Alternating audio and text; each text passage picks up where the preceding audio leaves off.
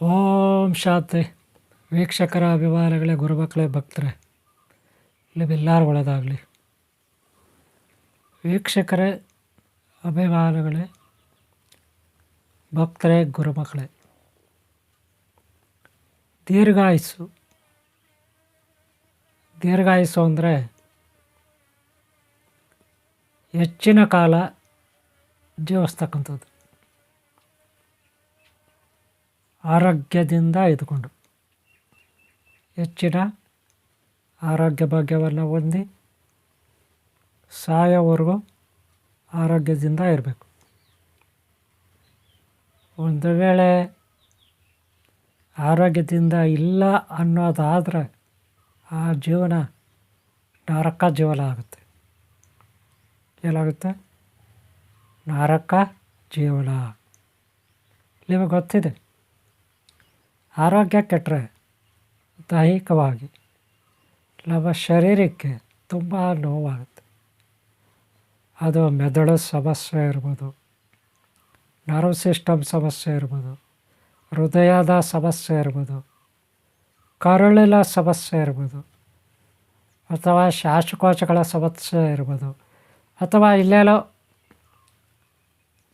ಸಮಸ್ಯೆಗಳಂದರೆ ಶರೀರದಲ್ಲಿ ನಾನಾ ರೀತಿಯ ಸಮಸ್ಯೆಗಳಿರುತ್ತೆ.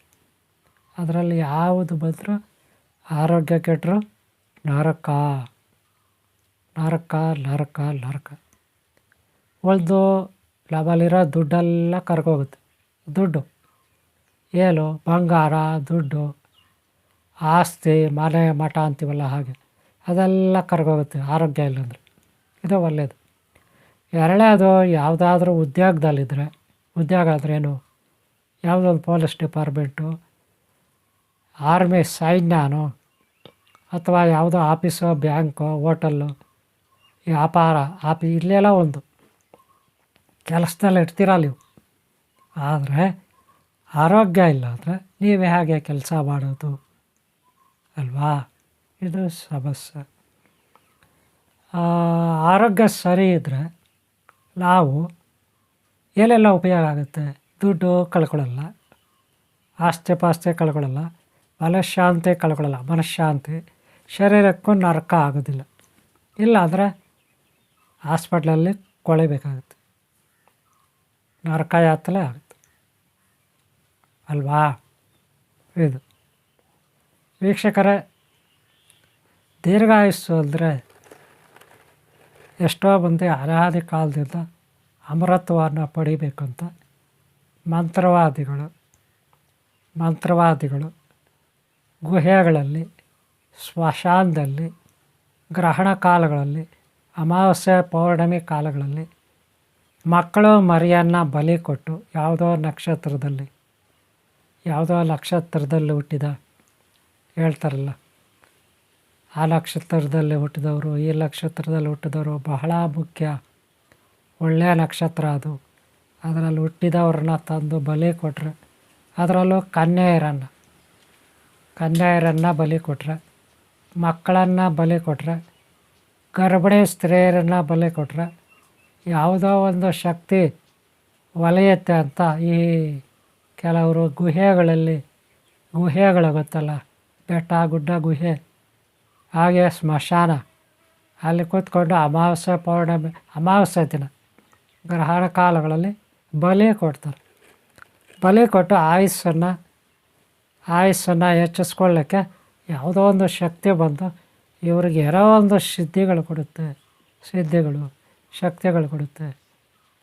ಈ ರೀತಿ ಒಂದು ಅವರ ಕಲ್ಪನೆಯೋ ನಂಬಿಕೆನೋ, ಮೂಢನಂಬಿಕೆನೋ, ಯಾವುದೋ ಭ್ರಮೆನೋ, ಒಟ್ಟಲ್ಲಿ ಮಕ್ಕಳನ್ನು ಬಲಿ ಕೊಡ್ತಾರೆ, ಗರ್ಭಿಣಿ ಸ್ತ್ರೀಯನ್ನು ಬಲಿ ಕೊಡ್ತಾರೆ, ಇವ್ರನ್ನ ಬಲಿ ಕೊಡ್ತಾರೆ.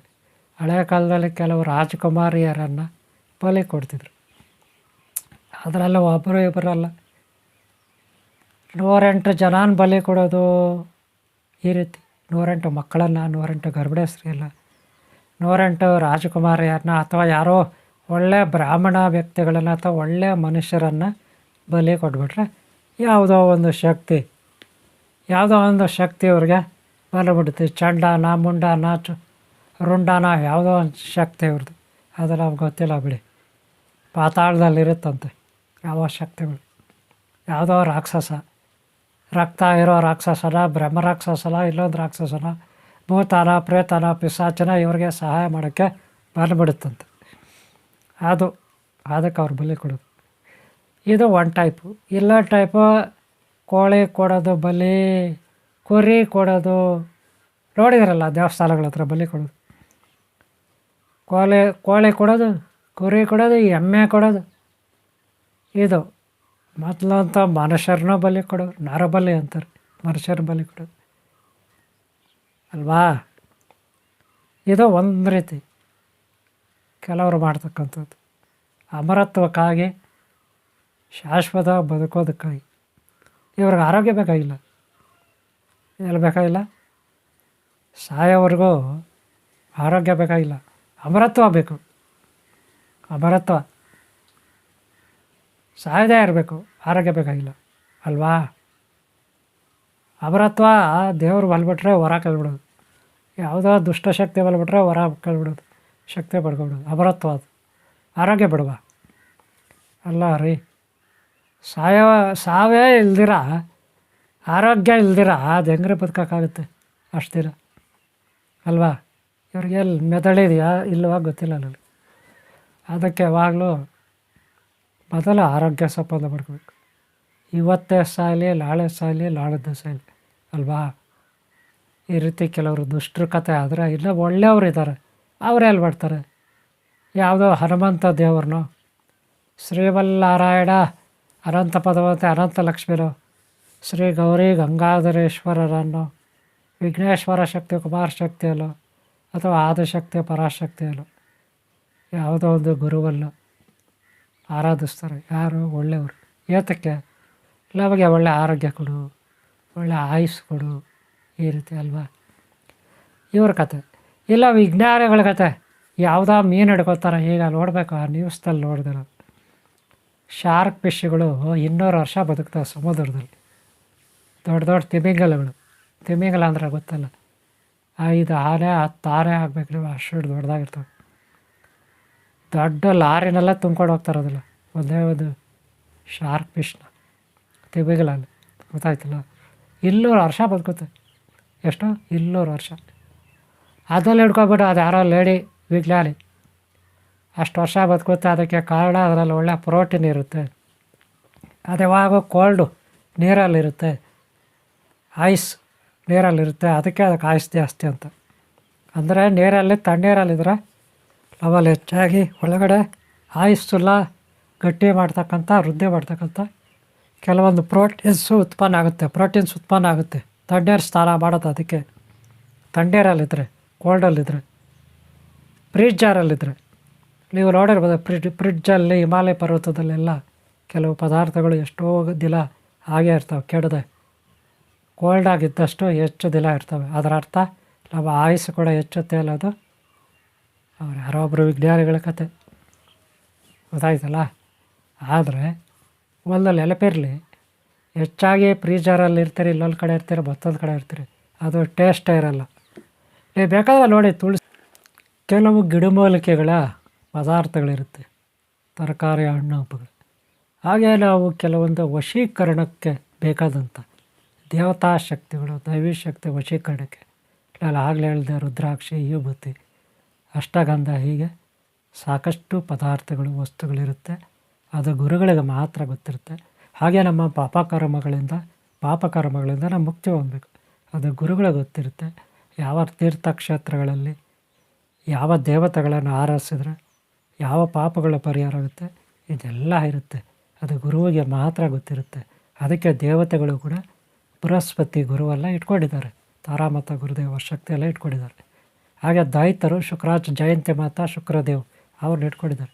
ಗುರುವಿಲ್ಲದೆ, ಅವರ ಸಲಹೆ ಸಹಕಾರ ಇಲ್ಲದೆ ನಾವು ಅಭಿವೃದ್ಧಿ ಆಗಲಿಕ್ಕೆ ಸಾಧ್ಯ ಇಲ್ಲ.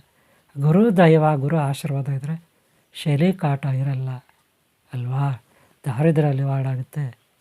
ಗುರುವೇ ಬೆಳಕು, ಗುರುವೇ ಜ್ಯೋತಿ, ಗುರುವೇ ಜ್ಞಾನ, ಅವರೇ ಎಲ್ಲ ನಮಗೆ.